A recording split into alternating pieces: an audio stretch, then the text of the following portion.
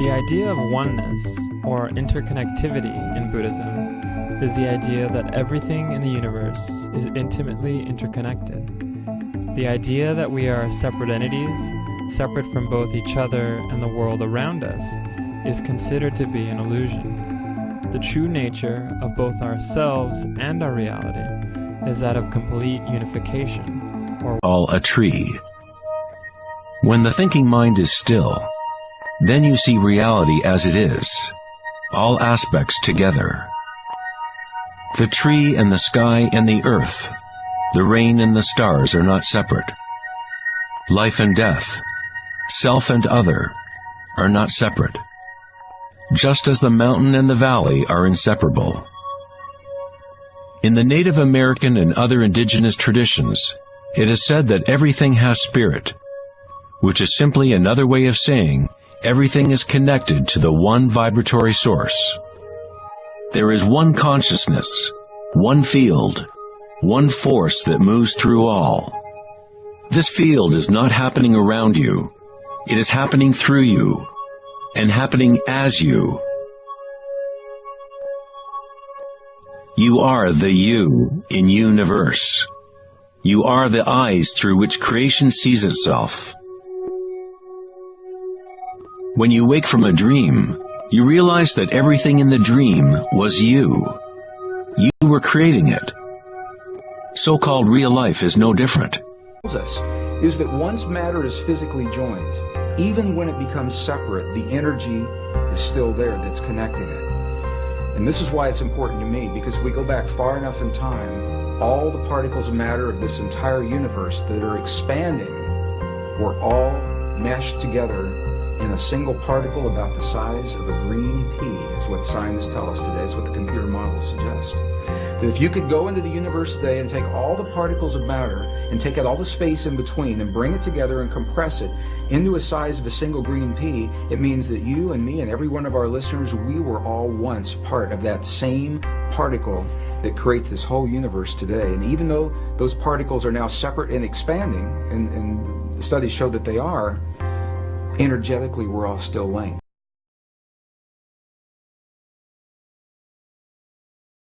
One wave function. So it's one particle.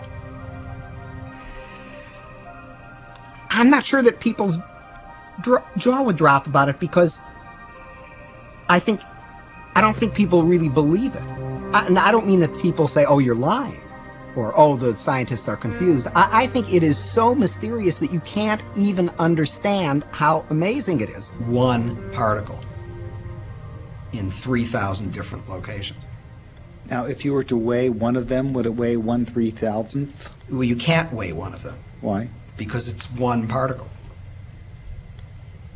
It's just, it's one indivisible particle. But if it's in different locations, can't you put a scale under one? No, it's inseparable.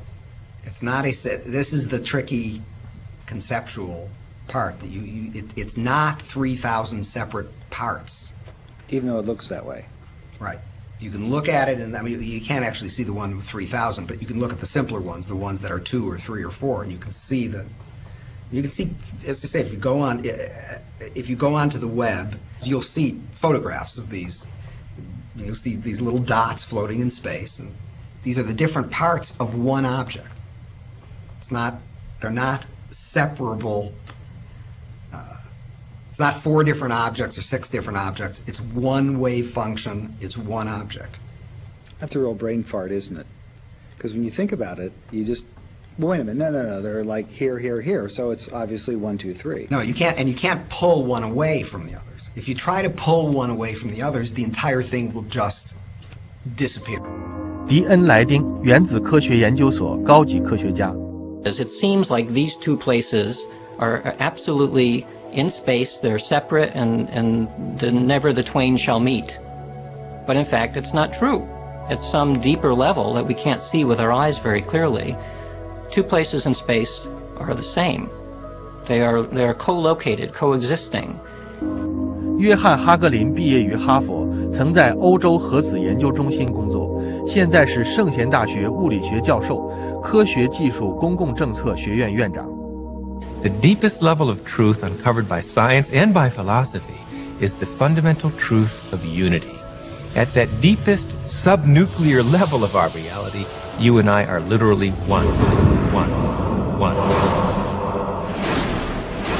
When do we make the shift from me to one?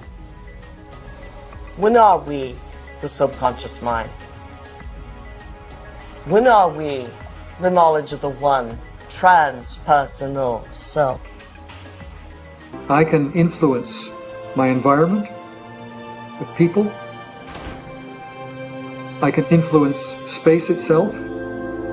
I can influence the future. I am responsible for all those things.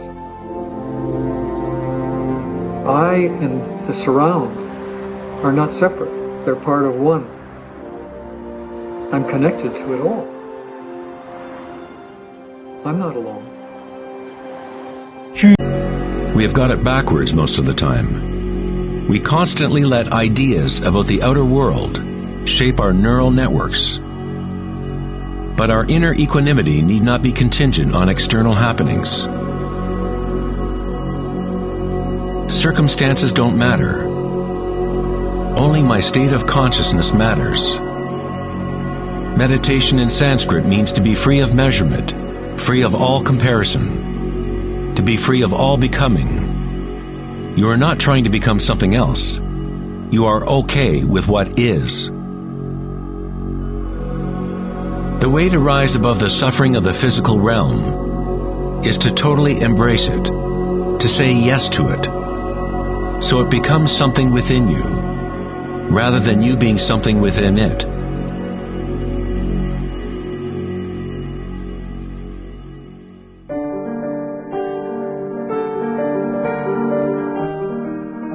How does one live in such a way that consciousness is no longer in conflict with its content? How does one empty the heart of petty ambitions? There must be a total revolution in consciousness, a radical shift in orientation from the outer world to the inner. It is not a revolution brought about by will or effort alone, but also by surrender, acceptance of reality as it is.